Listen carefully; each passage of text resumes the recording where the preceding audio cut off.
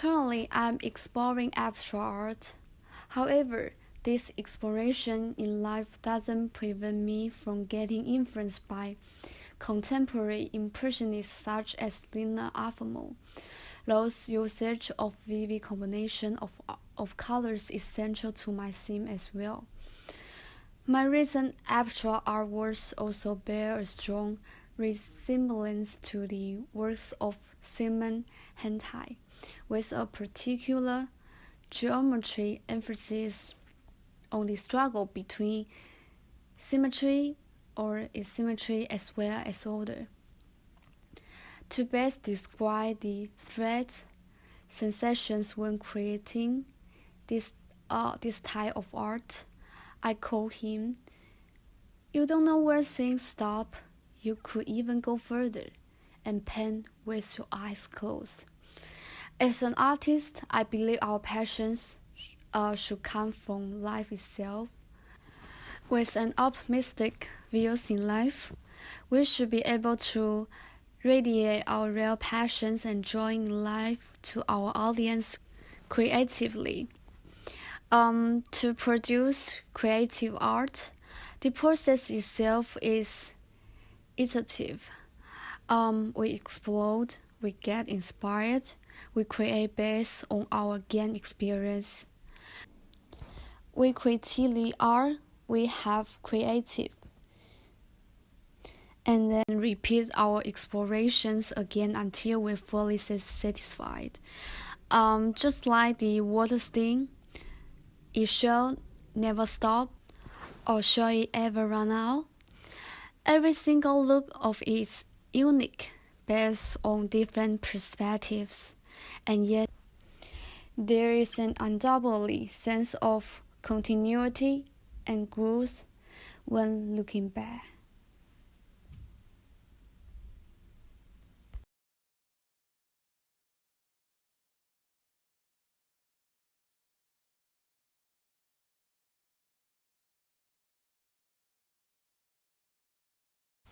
Titled Desert and Hope, the background of this painting is painted with the colors of the desert, sandy color with shades of camel color. The painting is filled with colorful curved lines circling around the focal point in a very soft and gentle manner. Other lines dance around this circle as they are being drawn closer and closer to the heaviness and the richness in life. The creation process of this painting took several steps. The first step is idea inception. Even before the very first thought of the painting enters through my mind, I meditate first by staying clear of the imageries of the present and the reality. I will then be left with colors and abstract geometry structures such as a point, a line, a circle. When you push your mind outside the boundary of the physical world and immerse yourself with metaphysical beings in an abstract space, an artistic salvation is achieved as you subconsciously gain the freedom of creation and manipulations of space. To best describe the threat sensations when creating this type of art, I call them hentai. You don't know where things stop. You could even go further and paint with your eyes closed.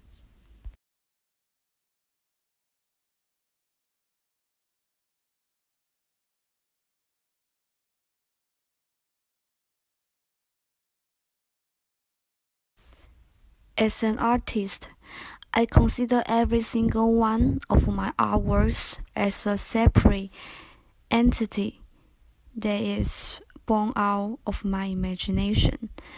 During its process of creation and birth, it gets imprinted with my personal experience and feelings.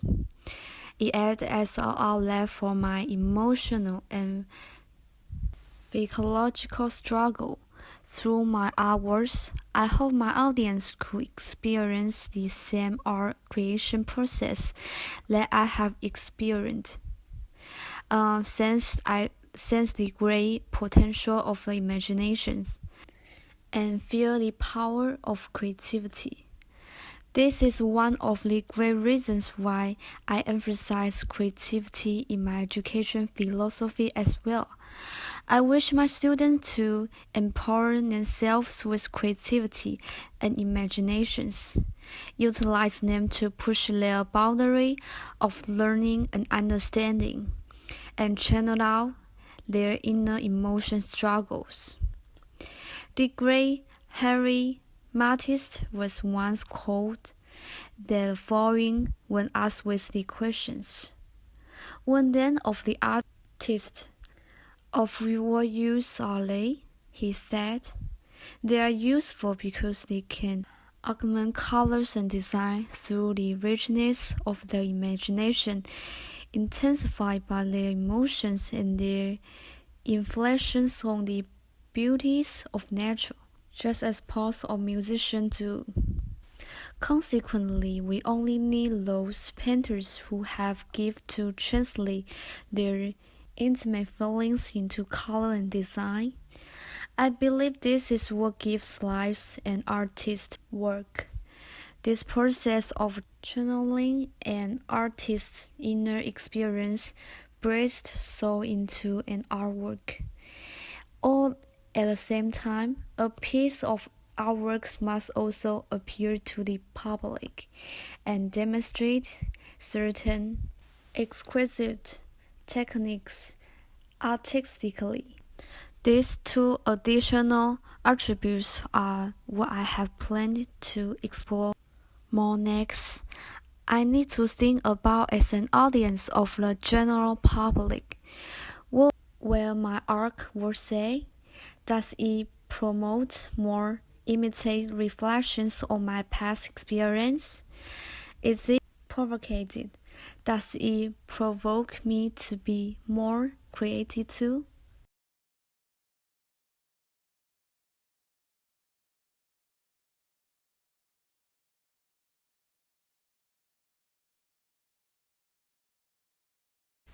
This painting is created after revisiting Sir Robinson's TED Talk on creativity and Elizabeth Gilbert's moving talk of the inner creative demon. Sir Robinson strongly believes that creativity is essential to our education, and his motto for education philosophy and pushes for it relentlessly. Elizabeth Gilbert describes her inner creative genius as a mythical creature that is essential to the life of an artist. It's very personal and approachable if you know where to find it. To me, the face of creativity in education is, in a way, very elusive. It only shows itself to those that believe in it. It is a personal, inspirational experience in this sense, just like the biblical descriptions of seraphim. I believe there are many wings or winners for creativity to exist in education. I'm using various quotes that are found to be most moving throughout the semesters as the representations of these wings that guide my teaching philosophy.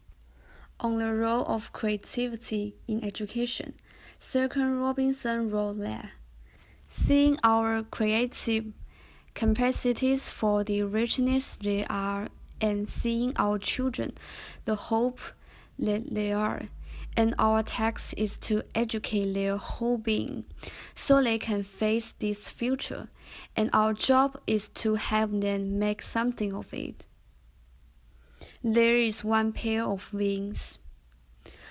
When the practice of infusions of art with learning experience and utilize art to guide the students to where they wish to achieve in their intellectual pursuit, Jessica Davis wrote that, why not proudly acknowledge that the arts are a powerful vehicle for learning and development?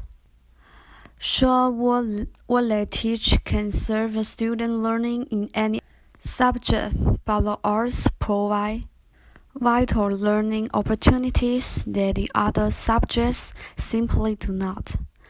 Why not lead from strength rather than battle for acceptance? This is the second pair of wings.